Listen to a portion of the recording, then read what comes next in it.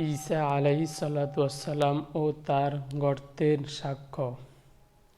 হযরত মুগীরা ইবনে শুবা রাদিয়াল্লাহু তাআলা আনহু বর্ণনা করেন যে, একদা আমি এবং ইবনে মালিক রাদিয়াল্লাহু তাআলা আনহু রোমের বাদশাহ মুকাউকিসের নিকট পৌঁছলাম।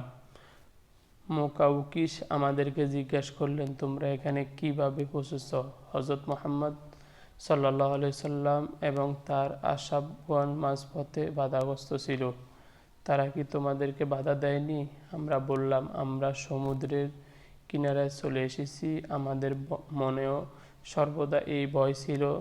এরপর তিনি জিজ্ঞাসা করলেন, মুহাম্মদ সাল্লাল্লাহু আলাইহি সাল্লাম তোমাদেরকে যে দিনের দাওয়াত দিয়ে থাকেন, তোমরা এই সম্পর্কে কি করেছ? তো আমরা বললাম, আমাদের মধ্যে কেউ আমাদের দাওয়াত গ্রহণ করেনি। তিনি জিজ্ঞাসা করলেন, কেন? আমরা বললাম, তিনি এক নতুন দিন নিয়ে এসেছেন যা আমাদের বাপ দাদা গ্রহণ করেননি এবং বাদশাহ আপনি গ্রহণ করেননি। আমাদের এই পথে আমাদের পূর্বপুরুষগণ জীবন অতিবাহিত করেছেন।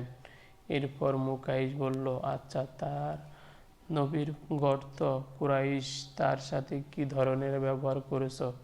আমরা বললাম, অল্প বয়স্ক লোকজন তার অনুসারী হয়ে যাচ্ছে।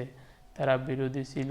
তারা বিভিন্ন জায়গায় প্রতিদ্বন্দ্বিতা করে, কখনো তার জয়লাভ করে, আবার কখনো বিরোধিতা জয়লাভ করে থাকে। অতঃপর মুকাইকিস বললেন, তোমরা কি আমাকে সত্য বলবে যে তিনি লোকদের কি বিষয়ে দাওয়াত দিয়ে থাকেন?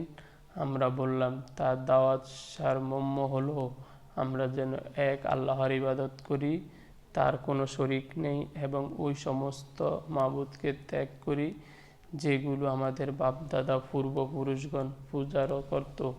এছাড়া তিনি নামাজ ও যাকাতের শিক্ষা দিয়ে থাকেন। মুকাইশ বললেন, নামাজ ও যাকাত কি? এর জন্য কি কোনো সময় সংখ্যা নির্দিষ্ট আছে? আমরা বললাম, হ্যাঁ, তারা দিন রাত 5 ওয়াক্ত নামাজ আদায় করেন। তাদের বিশেষ বিশেষ নামও রয়েছে এবং তারা এক মিসকাল সোনা হইতে 40 ভাগের 1 ভাগ আদায় করে। এইভাবে যাকাতের আহকাম বিস্তারিত শুনিয়ে দিলেন। এরপর তিনি জিজ্ঞাসা করিলেন, এই যাকাতের মাল নিয়ে তিনি কোথায় খরচ করেন? আমরা বললাম, দরিদ্রদের মাঝে বন্টন করেন। তিনি আত্মীয়তার বন্ধন রক্ষা ও অঙ্গীকার করার জন্য নির্দেশ দেন এবং সিধু গ্রহণ, জিনা করা ও শরাব পান করা হারাম বলেন এবং যে জন্তু আল্লাহর নামে জবে করা না হয় তা খেতে নিষেধ করেন। মুকাইশ বললেন, নিশ্চয়ই তিনি নবী হিসাবে সমস্ত মানব জাতির হেদায়েতের জন্য প্রেরিত করেছিলেন। যদি তিনি কিরাত, মিশর ও রোমে আগমন করতেন তাহলে তারা হযরত মুহাম্মদ সাল্লাল্লাহু আলাইহি সাল্লাম অনুগত গ্রহণ করতেন, কেননা হযরত ঈসা আলাইহিস সালাম তাদেরকে এই কাজের নির্দেশ দিয়েছেন।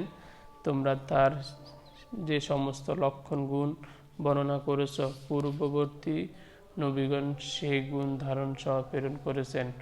অচিরেই ফলাফল তার হাতে চলে যাবে, এমনকি তার সাথে বিবাদকারী একজন ব্যক্তিও থাকবে না, এবং তার প্রচারিত দিন ওই এলাকা পর্যন্ত বিস্তার লাভ করবে।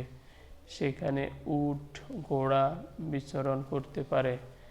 যেখানে মানুষ বসবাস করে, অচিরেই তার গর্তে বর্ষা ও অন্যান্য অস্ত্র দ্বারা তার প্রতিরোধ করবে। আমরা বললাম, যদি সকল মানুষের তার দিন গ্রহণ করে